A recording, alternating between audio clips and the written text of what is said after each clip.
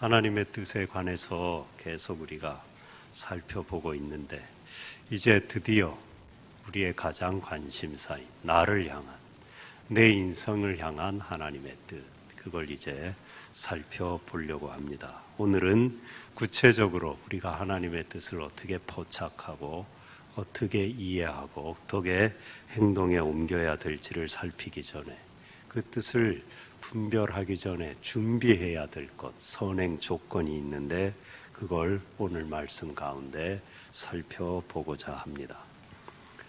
선악을 알게 하는 나무의 열매 따먹지 말라. 분명한 하나님의 뜻이죠. 이건 분별이 필요 없죠. 그냥 순종하면 되는 거예요. 그런데도 인간이 하나님과 같이 되고자 불순종한 것은 우리가 알고 있습니다. 이건 분별할 문제가 아니고 그냥 이해하고 따르면 되는 문제입니다. 그런데 아브라함에게 하나님이 아들을 주리라 했는데 기다려도 감감무소식이네요. 기다리다 아브라함의 믿음도 약해지고 여종 하가를 통해서 이스마엘을 낳게 됩니다. 잘한 선택은 아니에요. 잘못한 선택이어서 하나님께 혼이 납니다.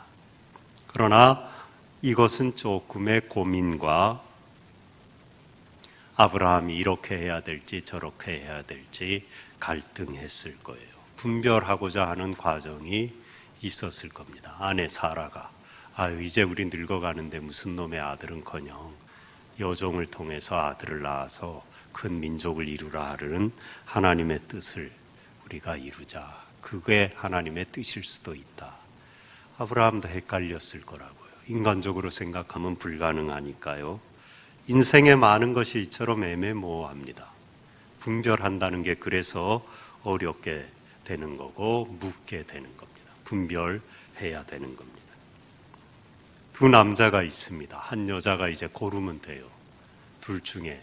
근데 한 사람은 신앙이 좋고 한 사람은 교회 안 다녀요. 대개의 경우 믿음이 있는 아가씨라면 분별이 좀 쉽습니다. 조건이 아무리 이쪽이 좋아도 교회 다니고 신앙이 좋은 남자를 택하면 돼요. 이 경우에 하나님의 뜻에 맞는가, 이것이 하나님이 기뻐하는가, 그걸 묻게 됩니다. 그런데 둘 다 교회를 다니네요. 둘 다 또 교회 오빠예요. 참 믿음이 좋아요. 그놈의 오빠는 왜 그래 많은지 하여튼. 요거 조금 곤란해집니다. 헷갈려요. 어느 쪽이 이럴 수도 없는 거고 점을 칠 수도 없는 거고, 그때 우리가 묻게 되는 건 뭡니까? 둘 다 신앙도 좋고 그런데 다 마음에 드는데, 그때는 우리는 쉽게 이렇게 판단하죠. 어느 사람하고 결혼하면 내 미래가 더 편할까, 보장될까? 결과를 보장할 수 있는 쪽을 아무래도 택하게 돼요. 분별하게 됩니다. 저 옛날에 한번 집사람한테 앉아 계셔서 좀 죄송하긴 한데 나가 있으라 그럴 수도 없고, 제가 간땡이가 부어갖고요. 당신 살다가 인생 중에 3가지 분별과 선택을 잘한 거 내가 맞춰볼까? 그러곤 답을 제가 했어요. 나 만난 거, 나랑 결혼한 거, 나랑 안 헤어지고 지금 사는 거. 그러다가 쫓겨날 뻔했어요. 아주 홍군형이 났어요. 셋 다 아니래요. 믿거나 말거나. 제가 농담으로 웃자고 그랬다가 밥도 못 얻어먹을 뻔했어요. 여러분 그러지 마시기 바랍니다. 쫓겨납니다. 국물도 없습니다. 남자 택하고 여자 택하고 가정을 이루고 결혼하는 것 참 중요한데, 비단 결혼뿐만 아니라 모든 문제에 있어서 내 인생을 향한 하나님의 뜻, 특별히 중대한 결혼, 직장, 학교, 교회를 정하는 거, 이런 거 쉽지 않잖아요. 함부로 덜커덕 할 수도 없는 것, 우리가 하나님께 묻고 분별하게 되는데 크게 2가지를 늘 묻습니다. 이게 하나님의 뜻이 맞습니까? 그리고 뜻은 알겠는데 제 인생에 이 선택이 좋은 결과가 보장되겠습니까? 이걸 묻는 거거든요. 그러니까 교회 다니면서도 믿음이 약한 분들은 점집에도 가서 도대체 이게 불안하거든요. 이게 잘못 선택해서 망하면 어떡하나. 그래서 점집에도 가는 일이 생기는 거예요. 신앙생활을 점치듯이 하는 분들이 가끔 있는 것입니다. 그런데 오늘 말씀에 이와 같이 애매모호하고 믿음을 갖고 기도하는 사람이어도 분별하고 선택하기가 어려울 때 먼저 분별하기 전에 갖추어야 될 선행 조건이 있는데 그게 무엇인지를 말씀해 주고 있는 겁니다. 먼저 1절입니다. 큰 틀에서 이건 예배자의 삶을 얘기하는 겁니다. 너희 몸을 하나님이 기뻐하시는 산 제물로 드리라. 여기에서 산 제물이라는 건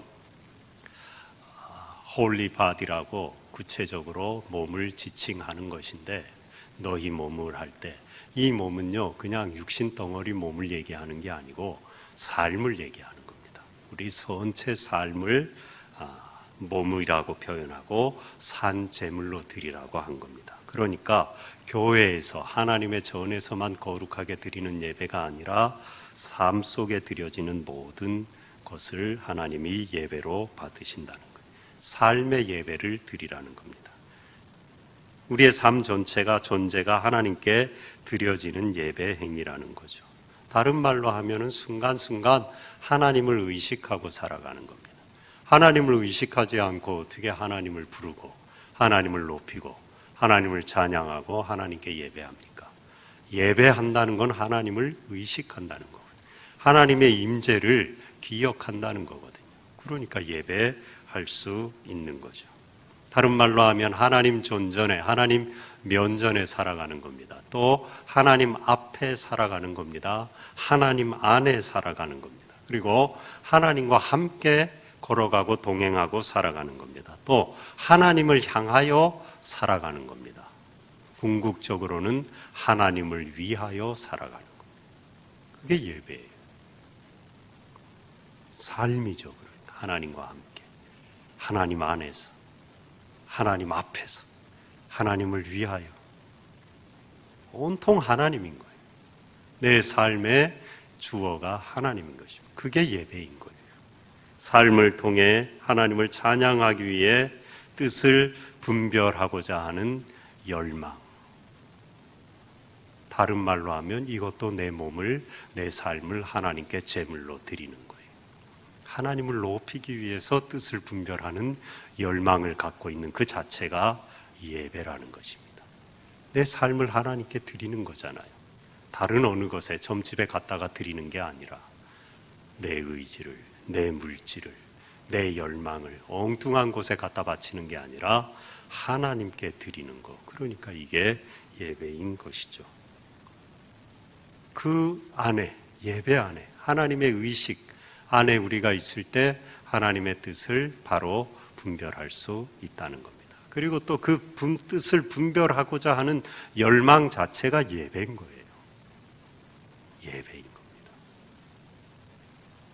하나님의 뜻을 묻고 분별하고 선택하기 전에 먼저 우리가 이것을 기억해야 되는 거예요. 내가 참된 예배자로 하나님 앞에 서 있는가? 정말 내가 하나님의 뜻을 구하고자 하는가? 정말 하나님의 뜻을 하나님을 위하여 분별하고자 하는가? 이 하나님 의식 안에 살아가는 사람, 하나님의 뜻을 알게 되죠. 알려주시죠. 그리고 2절에 이 세대를 본받지 말라. 이 세대를 본받으면 하나님의 뜻을 분별할 수 없어요. 분별할 수 없을 뿐만 아니라 분별하려고 하지도 않죠. 이 세상 생각으로, 세속적인 생각으로 가득 차 있는데 하나님의 뜻을 분별하고자 하는 마음이 들 수가 없죠. 들어도 그것은 엉터리요 채워질 수도 없는 것입니다. 뜻 분별과 관련하여서 이 세대를 본받지 말아야 선하시고 기뻐하시고 온전하신 뜻을 비로소 분별할 수 있는데, 이 하나님의 뜻을 분별하는 것과 관련해서 이 세대를 본받지 말라는 걸 크게 두 가지로 생각해 보려고 합니다. 다 포함되죠. 뭐 너무나 많죠. 책을 한 권 써도 될 거예요. 그러나 오늘은 뜻 분별에 관한 거니까 거기에 관계된 하나님과 배척점에 놓여 있는 그 이 세속적인 세대에 우리가 본받지 말아야 될 것 두 가지만 살펴보겠습니다. 사조와 문화, 풍조라고 할 수 있는데 크게 두 가지인데, 첫 번째가 포스트 모더니즘이에요. 모더니즘, 현대 이 주의는 그래도 가치의 기준이 있었어요. 성실해야 된다. 모든 인류의 보편적인 가치였습니다. 권위를 인정해야 된다. 좀 못마땅해도 인생의 선배들에게 경의를 표할 줄 알아야 된다. 최소한 그런 마음을 가지고 살아가는 게 합당한 거다. 그게 가치 있는 거다. 그리고 공동체를 위해서 희생하는 거 귀한 거다. 그래서 우리 부모님, 특별히 어머님들 허리가 부러져라, 무릎이 다 나가라, 밥도 안 잡수시고 먼 길도 걸어 다니시며 우리를 가르치고 공동체, 가정, 자녀들을 위하여 희생한 게 고귀한 가치였어요. 요즘 엄마들 별로 그렇지 않습니다. 주위를 보면 많이 알 수, 물론 안 그런 분들이 더 많긴 해요. 그러나 그렇지 않은 걸 자기밖에 몰라요. 자기는 막 꾸미고 해놓고 애들은 거지같이 내보내기도 하고, 점점 그런 세상이 되어가고 있어요. 포스트 모더니즘, 절대적인 가치, 인류 본편 모두가 동의하는 그런 기준은 없다는 거예요. 그건 이미 물 건너갔다는 거예요. 뭐가 중요하냐? 모든 가치는 상대적이기 때문에 나 개인의 주체적인 판단이 가장 중요하다. 그거예요. 그래서 결혼해도 애기 안 낳고자 하는 거 옳고 그름이 없어요. 우리 때만 해도 그건 불효고 대를 이어야 되고, 가정을 이뤘으면 좀 힘들어도 자녀를 낳아, 내가 굶어도 자녀는 먹이면 되는 거고 이랬는데 지금은 아니에요. 그런 가치가 어디 있냐는 거예요. 내가 싫다는데, 내가 좋다는데 간섭하지 마라. 간섭하는 꼴을 못 보죠. 도대체 말 안 듣죠. 포스트 모더니즘의 사상이 거기에 깔려 있는 겁니다. 그런 보편적인 가치는 옛날 고려장 시대 때 얘기를 해요. 어느 시대인데 그런 얘기하고 앉아 있느냐는. 그래서 교회도 점점 안 오는 겁니다. 교회는 하나님의 절대 가치를 얘기하죠. 창조의 가치를 얘기하잖아요. 절대 권위, 하나님의 권위를 얘기하잖아요. 싫은 거죠. 이 세상 사조가, 풍조가 점점 그렇게 되어가고 있습니다. 보편적인 가치는 없고 모든 것이 상대적이다. 세대를 본받지 말라.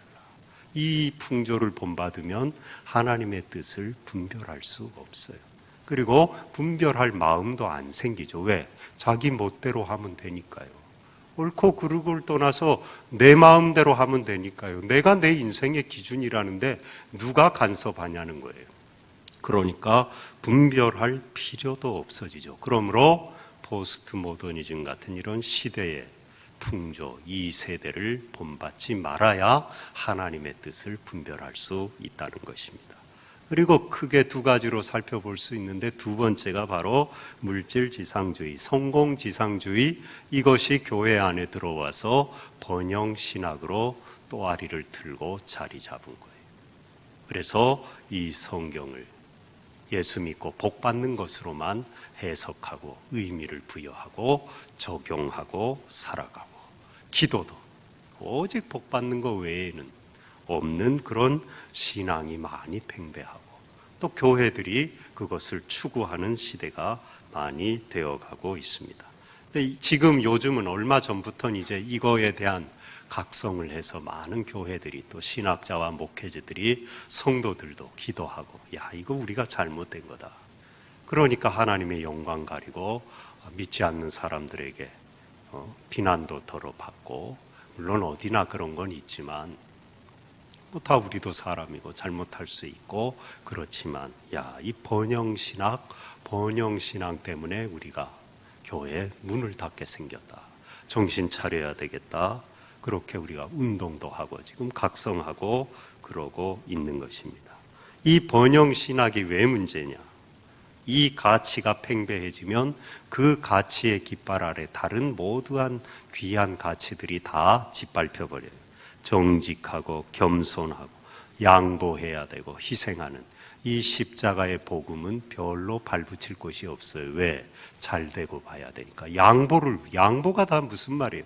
내가 먼저 타먹어야죠. 잘 돼야 되니까요.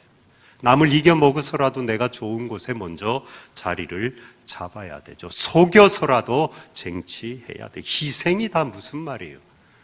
무슨 놈의 그 옛날 얘기예요. 번영해야 되는데요. 잘 되고 봐야 되는데요. 옛말, 세상 말로 잘 되는 게 장땡이라. 장땡이고 봐야 되니까 교회 안에 이 세속적인 성공, 지상주의, 번영, 신학이 물들어서 하나님의 뜻이 발붙일 곳 자체가 없어져 가는 거예요. 분별은커녕요. 분별하려고도 하지 않아요. 왜? 번영하는 것만 하나님 뜻이니까. 잘 되기만 하면 되니까. 교회도 그냥 꾸역꾸역 성장만 하면 끝이니까. 많은 그런 것들을 우리가 하는 걸 제가 교회 스스로 침뱉는 것 같아서 우리도 그러면 안 되지만 차마 구체적인 얘기는 못 드리지만 다 아시잖아요. 자기 교회만 성장하면 돼서 개척교회 조그만 교회는 문을 닫거나 말거나 그런 별로 그거 바람직한 거. 물론 교회가 은혜롭고 그래서 모여드는 건 괜찮은 거예요. 그런데 세상 사람들도 취하지 않는 방법으로 문어발식으로 확장 일변도에 교세를 늘구는 것에만 혈안이 되어 있는 것 하나님의 뜻 아니죠. 그리고 거기엔 하나님의 뜻이 발붙일 곳이 없죠. 그 안에 다 잠재워지니까요. 이 세대를 본받지 말아야 돼요. 그럼에도 불구하고 절대 귀한 보편 가치가 있다. 그리고 번영하는 것만이 하나님의 뜻이 아니다. 예수님 십자가 지고 죽으셨다. 베드로도 거꾸로 못 박혀. 예수 믿어도 고난 받는 것. 지난주에 말씀드린 것처럼 그게 하나님의 뜻이다. 그걸 우리가 기억해야 됩니다. 그렇다고 또 잘되고 번영하는 건 무조건 하나님 뜻 아니니까 이건 하나님 뜻 아니에요. 그래 좋은 걸 줬는데도 나는 저기 집신 싣고 다닐래요. 그러고 지금도 구두 사줘도 집신 싣고 다니면은 발 부르터 갖고 무정 걸려서 병원비 더 나와요. 주시는 복은 또 받아야 돼요. 좋은 집도 주시면 감사합니다. 예? 교회도 부흥 주시면 감사합니다. 여러분 받으세요. 다. 하나님이 주시는 건 좋은 거예요. 그러나 내가 십자가의 복음의 참된 정신 뜻을 무시하고 팽개치고 번영만 구하는 것, 그게 잘못됐다는 것입니다. 그리고 세대를 본받지 말고 마지막으로 하나님의 뜻을 분별하기 전에 선행되어야 될 전제 조건, 마음을 새롭게 함으로 변화를 받으라는 것입니다. 여러분 천하 없는 뜻을 하나님이 공중에 써주셔도 마음이 왜곡돼서 눈이 삐뚤어져 있으면 그걸 제대로 분별할 수 없어요. 잘못된 선택을 하는 겁니다. 열등감에 찌든 가인이 자기의 제사를, 자기의 재물을 하나님이 받지 않으니까 이 열등감이 밖으로 공격성으로 표출되어서 동생 아벨을 쳐 죽인 거예요. 얼마든지 다른 선택할 수 있었어요. 아벨한테 가서 너 어떻게 제사를 드렸냐? 재물 뭘 어떻게 바쳤냐? 나도 좀 가르쳐줘라. 하나님이 내 재물을 안 받았는데 내 이유를 모르겠다. 물어봐도 돼요. 하나님한테 따지면 안 됩니까? 하나님 내 걸 왜 안 받으셨어요? 좀 알려주세요. 그러면 되잖아요. 방법은 많이 있었어요. 그런데 마음이 왜곡되니까 동생과 경쟁심, 시기심, 열등감에 사로잡힌 이게 다 마음 아닙니까?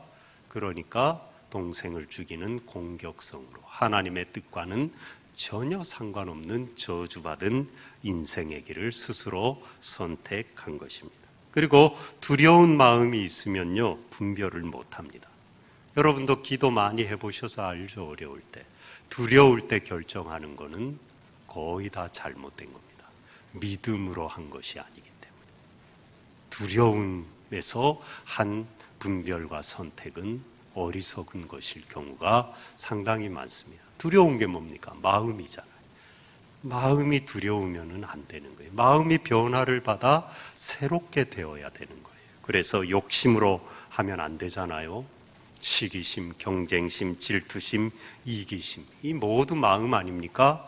얼마나 많은 사람들이 그 왜곡된 마음 때문에 잘못 분별하고 살아갑니까? 잘못 선택하고 잘한 것 같았지만 결국은 하나님의 뜻과는 상관없이 선택하고 살아가는 걸 우리가 많이 보고 나부터도 그런 경우가 얼마나 많이 있습니까? 모두 마음의 문제죠. 마음이 변화되지 않으면요, 40일 금식일 기도를 매일 해도 그 사람 바른 분별 못합니다. 마음이 삐뚤어져 있는데요, 하나님이 알려주실 수도 없는 것입니다. 모든 악하고 선한 것들이 마음에서 나오는 겁니다. 그러므로 마음이 변해야 돼요. 그래야 하나님의 뜻을 비로소 분별할 수 있어요. 그리고 마음이 변하는 길이 뭡니까? 여기에 기독교의 본질이 있죠. 그리고 여기에 기독교의 고유성이 있죠. 우리가 믿는 하나님, 이 복음의 능력이 여기에 있죠. 세상은 할 수 없는데 하나님은 인간의 마음을 변화시킬 수 있어요. 교육도 아니고 훈계도 아니에요. 은혜로. 하나님 은혜가 채워지면, 십자가의 사랑이 부어지면 강도가 천사가 되는 겁니다. 과거의 결핍, 현재의 한계, 미래의 불안, 그것을 극복하게 하는 것. 그래서 우리의 마음이 하나님의 창조의 형상으로 회복되는 것, 십자가의 은혜인 거예요. 과거의 모든 죄와 상처를 십자가에 못 박으셨잖아요. 현재의 우리의 연약함과 한계를 하나님이 십자가에서 함께 무덤에 가두시고 생명의 부활로 그 모든 것, 죽음의 한계까지도 깨뜨리고 다시 사셨잖아요. 그리고 미래의 불안을 완전히 사라지게 만들어 주셨잖아요. 부활하셨고 다시 오리라. 조금만 견뎌라. 참된 소망을 우리에게 주셨기 때문입니다. 과거와 현재와 미래의 모든 것들을 십자가의 은혜로 다 덮어버리셨기 때문입니다. 그러므로 그 십자가의 은혜 안에 거하는 사람은 마음이 바뀝니다. 여러분, 책 본다고, 수양한다고 절대로 되는 거 아닙니다. 조금 되는 것 같습니다. 영화 한 편 보고 눈물 질질 흘리고 집에 돌아오면 부부가 한 2, 3일은 행복합니다. 그 고날 지나보세요. 또 반찬 투정하고 늦게 왔다고 바가지 긁어대고 어디 돈 꼼쳐놓은 거 없냐고 온 방을 다 뒤집고 돌아다니고. 우리 집 얘기 아니에요. 이상하게 쳐다보지 마세요. 저는 갚줄 돈도 없어요. 잠깐은 되는 것 같죠. 속이는 겁니다. 우리의 마음이 완전히 정말 새롭게 변화되는 길은 하나님의 은혜밖에 없는 거예요. 주님의 은혜 안에 잠길 때 우리의 마음이 평안해지고 참된 만족이 찾아오고 어려움 중에도 감사하는 마음이 생기고 힘들고 어려워도 사랑하는 마음이 여기에서 내 안에 계신 주님으로부터 솟아나는 것입니다. 기독교의 능력인 것입니다. 복음의 실제인 것입니다. 아브라함이 창세기 13장에 보면 조카 롯하고 이제 가축대가 많아져서 좁은 땅덩이에 같이 양을 치고 종들을 이렇게 또 일하게 하고 할 수가 없는 거예요. 우물도 모자라고. 그래서 야, 우리 이제 너무 재물이 많이 생겼으니까 헤어지자. 그때 아브라함이 뭐라 그럽니까? 19절에 내가 좌하면 나는 우하고 내가 우하면 나는 좌하리라. 바로 뒤에 10절에 보면요, 요단 지역을 바라본즉 여호와의 동산 같고 애굽 땅과 같았더라. 롯도 그렇게 봤고 아브라함도 뭐 눈이 없나요? 다 알았죠. 요단 동편 땅, 롯이 택했던 소돔과 고모라 땅이 훨씬 비옥한 에덴 동산 같고 애굽 땅, 그 비옥한 나일강 하류 지역 삼각주 델타 그 땅과 같은, 그걸 아는 거예요. 자기가 고난이 있잖아요. 한참 어리고 자기가 살려주고 데리고 다니고 먹이고 길린 롯이니까 내가 여기 할 테니까 너 저기 해라. 그러면 얘 끝인데 아브라함이 뭐 더위를 잡순 것도 아니고 왜 이럽니까? 12장에 어떤 사건이 나오느냐. 흉년을 피해 애굽에 내려갔다가 아내 사라가 미인이어서 왕이 자기를 죽이고 후궁으로 자기 아내로 삼을까 봐 누이라고 속였는데 하나님이 그걸 바로에게 알려주셔서 화를 면하게 하고 자기도 살고 바로도 살고 축복해주게 하신 사건을 경험했어요. 그 다음에 나오는 사건입니다.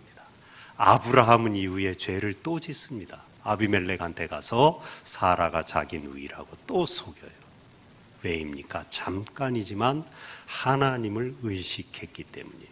하나님의 살아계심을 바로에게 자기 아내를 누이라고 속인 다음에 홍군형이 난 다음에 깨달았기 때문에 잠깐이지만 참된 예배자로 섰기 때문입니다. 야, 하나님 살아계시구나. 하나님 다 보고 계시구나. 그리고 아내를 누이라고 안 속여도 하나님이 날 살게 해주시겠구나. 그러니까 그게 좋은 땅을 조카한테 양보해도 하나님이 나에게 좋은 걸 주시겠구나. 연결된 거예요. 물론 얼마 못 갑니다. 인간이니까. 또 새까맣게 잊어버리고 하여튼 아브라함 IQ는 100도 안 된 것 같아요. 제가 볼 때는. 잘 잊어버리는 인간이에요. 조금 가면 또 언제 그랬나요? 그러고 맨날 그러니까 혼이 나는 거예요. 근데 결국은 모리아산 아들을 잡아 번제물로 바치는 그 위대한 믿음의 자리에까지 가는 거죠. 하나님이 그를 그렇게 인도하신 것입니다. 어떻게 아브라함이 잠깐이지만 이렇게 분별하고 하나님의 뜻에 맞게 선택했습니까? 하나님을 의식했기 때문에.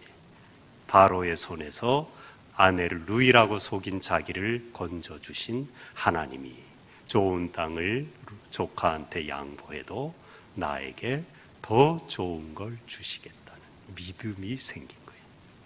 예배자로 선 것입니다. 산제물로 자신을 드리는 그런 사람이 된 거죠. 마음이 바뀐 거죠. 그리고 번영신학, 이 세대의 행동 양식을 잠깐이지만 거부한 겁니다. 좋은 땅 차지하면서 나만 잘 먹고 잘 살고 번영하리라는 번영신앙에서 돌아선 거죠. 마음이 바뀐 거죠. 그리고 그리스도가 그의 마음에 계심으로 미래의 소망이 그분께 있은 겁니다. 땅에 있지 않은 겁니다. 내 눈에 보기에 좋은 땅이지만 그 땅이 나를 먹여 살릴 거다. 나를 번영하게 할 거다. 하나님이 나를 번영하게 하실 거다. 그의 소망이 하나님께 있었는데 그건 왜냐? 그의 마음에 하나님이 계셨기 때문에. 그리고 하나님이 그의 마음에 계시니까 그 마음이 변한 거죠. 새로워진 거죠. 그래서 바로 분별하고 선택한 것입니다. 우리 모두도 오늘 말씀을 기억하고 여러분 우리가 살다가 정말 얼마나 분별하고 선택하기 어려울 때가 믿음 있고 기도하는데도 잘 모를 때가 얼마나 많습니까? 그때마다 하나님을 의식하고 이 세대를 본받지 말고 주님을 내 마음에 모심으로 내 마음이 변화되어 하나님의 선하시고 기뻐하시고 온전하신 뜻을 분별하는 저와 여러분 되시기를 축복합니다.